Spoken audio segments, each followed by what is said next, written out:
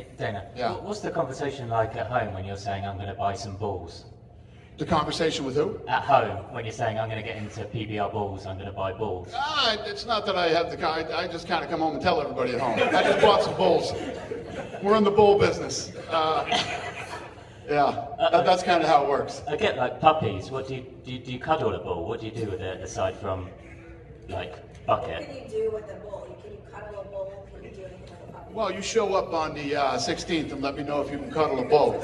I'm telling you right now, this thing's going to scare the shit out of you. This bull is mean and nasty. And no, you know, I got this guy, like I said, his name is Dennis Davis. He owns Dennis Davis Bucking Bulls. So he takes care of the bulls. He gets them ready, takes them out, and does all the stuff. So I'm just like I fund them and then watch them. And you know, the goal is whether you get into the PBR bull thing or you get into horse racing or whatever it is, the goal is to win. And you know, it's a long. I just saw this incredible story on. I think it was on HBO, like Real Sports or one of those. And I don't ever really watch that stuff. But I watched it the other day, and it was the basketball player. Did you guys see this? The NBA basketball player. I can't remember his name, but he was a big guy in like the late 90s, 2000s or whatever.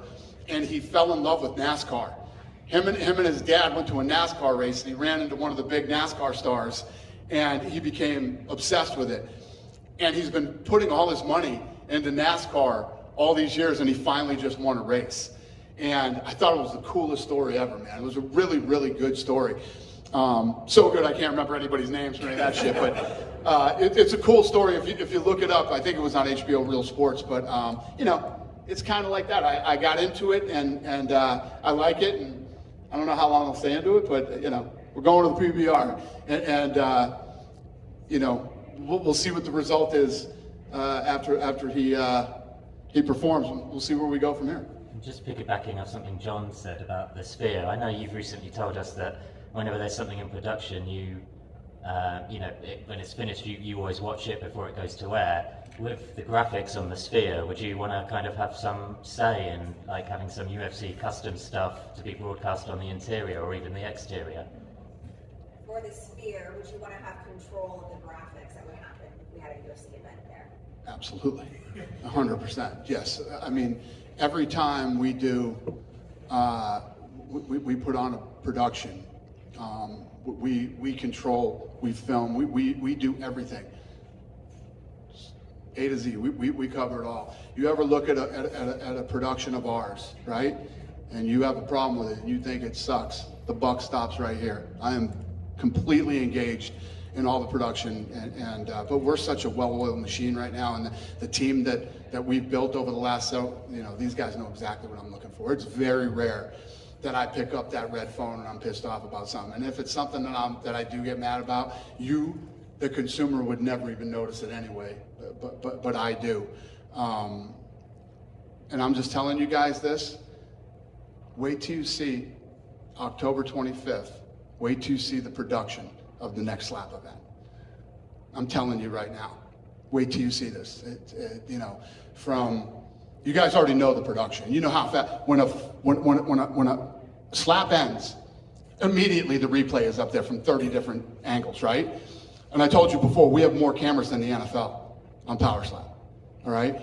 Now, as we go into the 25th, wait till you see the features and the vignettes and the things that we just shot last week. There's no, HBO boxing didn't compare to what we're doing with Slap. It's just, when you talk about television production in sports, it's not comparable. With the Sphere and how good it looks, and you're saying that if, you know, maybe having Mexican Independence Day there next year, does that make a fight at the Allegiant Stadium less likely? Would we still have a fight at Allegiant Stadium? You know that, you know, with Allegiant, you have to have the right fight at the right time, and you know, to sell that many tickets, you know what I mean? It's just, you'd have to have the right fight. I mean, when you think about stadiums, right, and especially in this country, I don't love the experience in a stadium. Now, when you go over to Australia and the UK, they're used to watching sporting events in stadiums. The United States, we're used to watching them in arenas. And I just think that when you're talking about fighting, you get such a better experience in an arena than you do a stadium. Although, you know, we did Rousey versus home in Australia, and it was awesome in the stadium. It took me 46 minutes to walk back to my green room, but you know what I mean? They're just used to experiences in stadiums more than we are here, especially fights. Next item. Yep. Cool. What do you got? One follow-up. I was just gonna. You told Big Boy that you were gonna watch Oscar De La Hoya's documentary. I didn't yet. I didn't yet. I didn't yet. To be honest with you, I don't watch a lot of TV, but what I did love was the Nelk Boys interview with Canelo. First of all, let's start with this. How classy is Canelo? I mean, one of the classiest guys in the world. When I watched this, it's really the first interview that I've ever seen Canelo in, because obviously they're my guys. So I was watching the interview. Canelo is incredibly classy, but what have I told all of you for years about him? Him being De La Hoya. And what did Canelo say? Yeah. And it isn't just me.